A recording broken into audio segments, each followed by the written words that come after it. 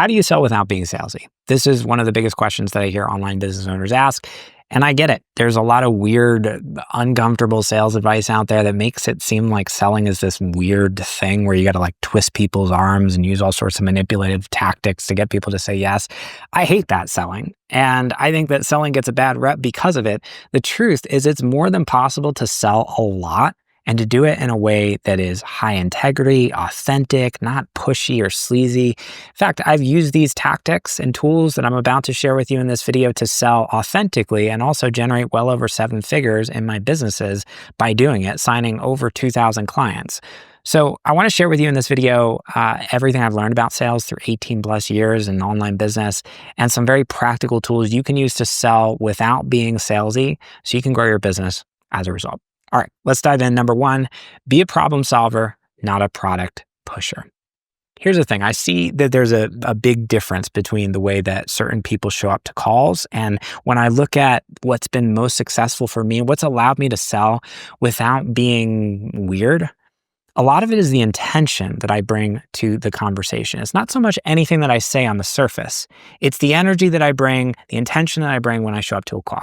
Here's how I think about every sales conversation. My job in a sales conversation is to understand what this person needs and if or how I could help them and what they actually need to get from where they are today to where they want to be. I'm not going into a sales conversation thinking, I want to sell this person my stuff.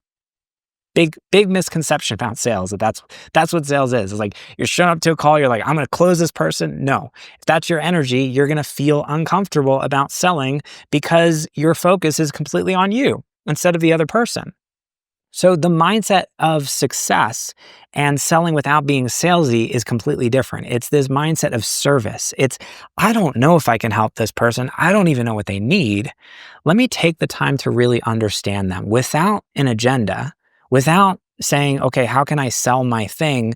But first understand their problem and then ask myself, what does this person really need to get from where they are today to where they want to be? And then if I think I'm the best person to be able to help that person, great. We can sell and I can sell unapologetically because I know what I have is truly going to serve this person. And on the flip side, if I don't think I can help this person or if they're not a good fit or if there's someone else out there that I know would be better, I will gladly refer that person elsewhere. This is the mindset that makes it so easy to sell. When you realize that sales really is an act of service and you show up to a call with that energy, it's so much easier to sell because your focus is completely on the other person. Now, this is hard for many people to do. And it's been hard for me, at various times because, in a sales conversation, there's always these conflicting interests, right? There's a part of me that really wants to make a sale and get paid. And then there's a part of me that really wants to serve this person. And so that's normal, I think, to have that kind of dance within us. But it's like, if you can hold the part of you that wants to make the sale lightly and just kind of set that off to the side a little bit and be like, okay, yeah, of course. It'd be great if I made a sale here, but I'm not attached to that as an outcome. Let me show up to this conversation as if I had, 30 other calls on my calendar this week with that energy. And let me just completely focus on the other person. Paradoxically, you actually end up making a lot more money by doing that. So are you a problem solver or a product pusher? Where's your mindset when you show up to a sales conversation? You shift into more of that problem solver mindset, you're going to be so much more successful and selling is not going to feel salesy. All right. So that brings us to number 2, which is to make the sale in your marketing. This is a big one. This actually really changed for me. Originally when I really first started getting into sales, I was a director of sales, leading a sales team in a multi-7-figure coaching business. And we were running a very sales-driven business. So people would click an ad, they go watch a short webinar, and then oftentimes they'd end up on a call with us several days later. And because they weren't super familiar with the business or the brand, and they hadn't seen a lot of our stuff, we had to do a lot in that sales conversation to get someone to a yes. And there was a lot more heavy lifting involved. There was a lot more technique involved in terms of asking the right questions, the intentionality around how we navigated that conversation. And when you're running a very sales-driven business or you're talking to people who are very cold, who don't really know you that well, this is what you need to do. And you're going to have to do a lot more in that sales conversation to get somebody to say yes. Now, on the other hand, you look at like a marketing driven business, like the business that I run today, I only take a couple sales calls a week, but the people that I talk to have been following me in many cases for 3 months, 6 months plus. They've seen so much of my content. By the time they get on the phone with me, I'm pretty much an order taker in many cases. That person many times has decided that they want to work with me before they get on the call. They've seen enough of me to know that I'm the right person to be able to help them. And so rather than having to go through all this super deep sales process and trying to, use all these tactics and trying to convince someone all this stuff, I can kind of just ask a couple questions, present the offer, and then it's in many cases, it's just like they're ready to go. This is the difference between a marketing-driven business model and a sales-driven business model. When I work with people and I help people build businesses, I'm much more of a fan of a marketing-driven model. And this is what I'm helping people create so that you get to become more of an order taker in your business. The other advantage to this is that it scales much more easily, because marketing is easier to scale than sales. Sales, you got to build like a sales team and have people, taking calls for you and things like that. But if you have a marketing driven business model, your content does a lot more of the heavy lifting. And then the sales becomes more of that cherry on top that's just kind of nudging somebody into a yes. Oftentimes they're already there. They're already in the yes before they actually get on the call. So how do you actually do this? There's a lot to say on this. And this is a big part of what I help clients with. There's content strategies, there's messaging strategies. This does place more demand on your messaging. On a practical level, oftentimes it's just looking at what are the beliefs that my ideal clients need to connect to be pre-sold before they get on a call. So if there are, for example, objections that you're often hearing in a sales conversation, like, I don't have the time, or it's too expensive, or maybe they're not totally sold on your process, how can you start to create content that helps pre-overcome those objections? Maybe it's talking about the value of investing in yourself and the ROI of what that actually looks like, or sharing stories from other clients you've worked with who have been through other programs and found your process to be so much more valuable or helpful for them. So helping someone to connect to the value of your process. There's different ways that you can integrate these things into your content so that you connect someone to those beliefs before they get on a call with you. When you do this well, someone's pre-sold before they get on the phone, you don't have to do as much heavy lifting in the sales process, and sales becomes a lot more effortless because someone is sold before they get on the call. So that brings us to number 3, which is let them sell themselves. I love this. This is one of my favorite sales technique strategies to share with people because it just takes so much of the pressure off you. So many times people get on a sales conversation, they feel like they need to convince someone to sign up. And I feel like I need to provide you with all this information about how great I am and how great my program is and blah, blah, blah. But here's the thing about sales is very interesting. The more that you tell someone how great you are, or try to sell them on how great you are by providing them with more information, the more they're inherently going to want to close up. People resist what they hear from other people.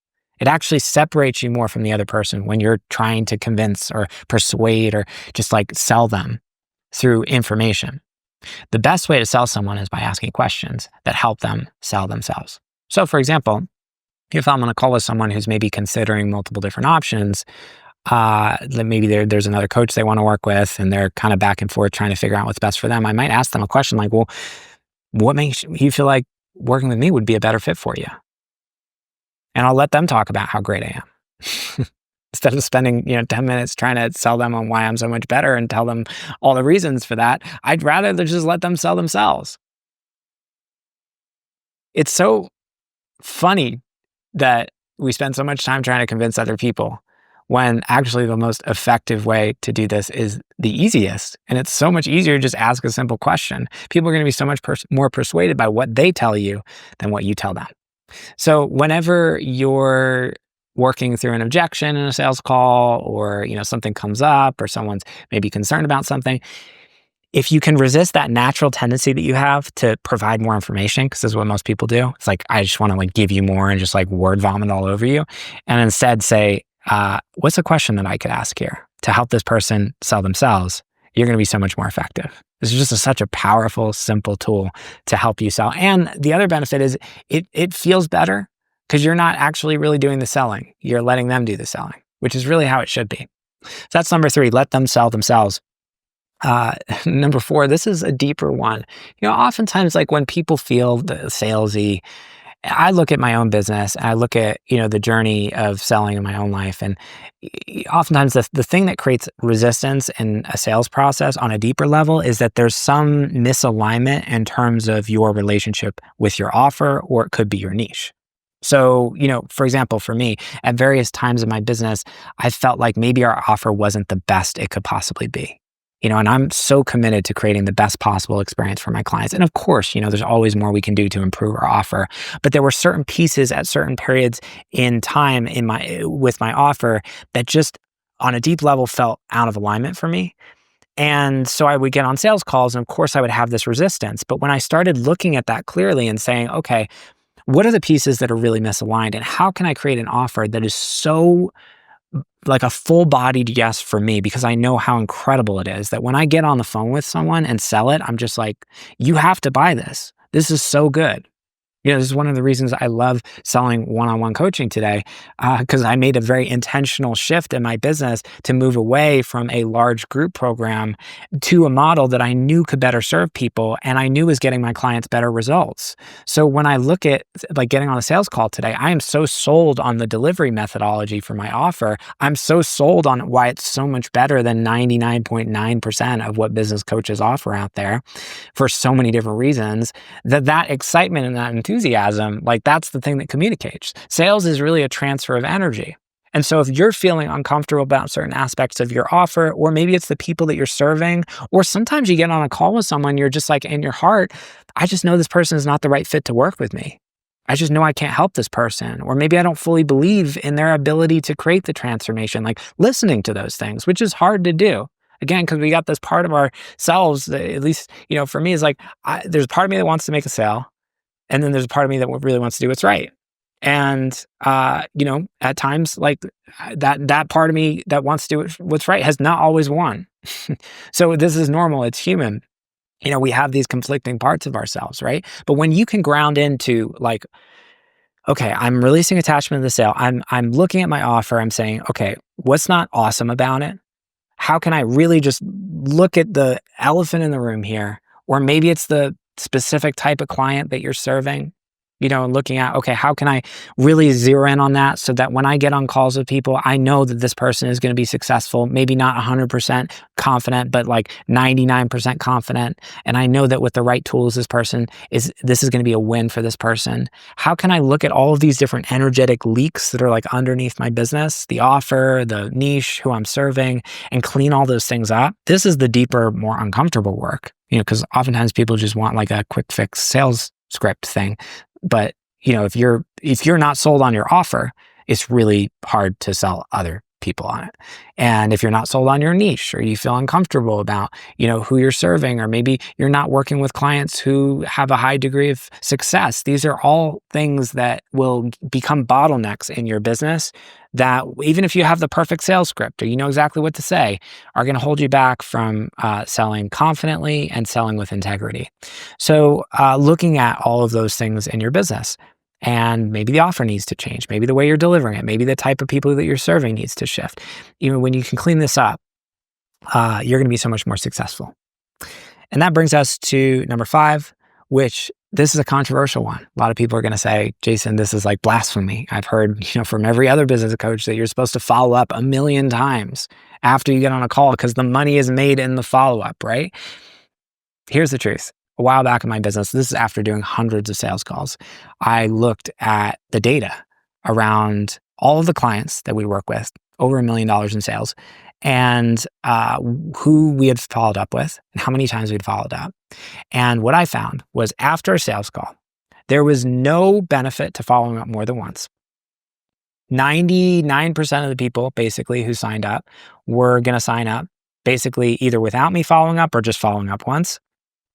And after that point, there was like maybe 1 or 2 clients that signed up after I'd followed up a couple times, and they were the worst clients. They were so much more likely to have not a great experience inside the program and to be more likely to refund. Why is this? Because if you got to drag somebody through your sales process, what you're doing is you're setting an expectation for how they're going to engage in your container, in your coaching program, whatever it is that you sell. So my expectation is I want people who are self-led. because the most successful people in my programs are the people who come in, they're ready to go. They don't need me to follow up with them 50 million times. They need the strategy, they need some high level guidance, and they're off to the races. And so I model that through my sales process by basically showing people, look, if you're ready to go, great. I'd love to help you. And I'm also not going to drag you through the fire in our sales conversation. And if you're not able to do that for yourself, we're not going to be a good fit. So not following up a million times. This is maybe something that is controversial. A lot of people are going to say, Jason, I disagree with you. That's great. Awesome.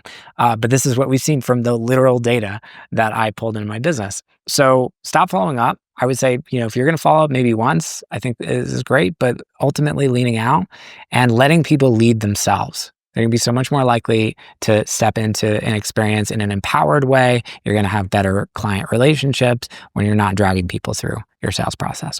So 5 different ways that you can sell without being salesy. I hope this was helpful for you. Let me know, out of all these 5 things, which of them resonated most for you? Which of them felt like the biggest opportunity for you right now? I would say for me, actually, I would say following up actually is something that I can probably let go of even more. There's still areas in my business where I feel like I follow up more than necessary. So I'm going to embody that one a little bit more fully moving forward. And let me know which of these 5 things you're going to sit with and really work on integrating in your business below. I hope you found this video helpful, and I will see you in the next one. Take care.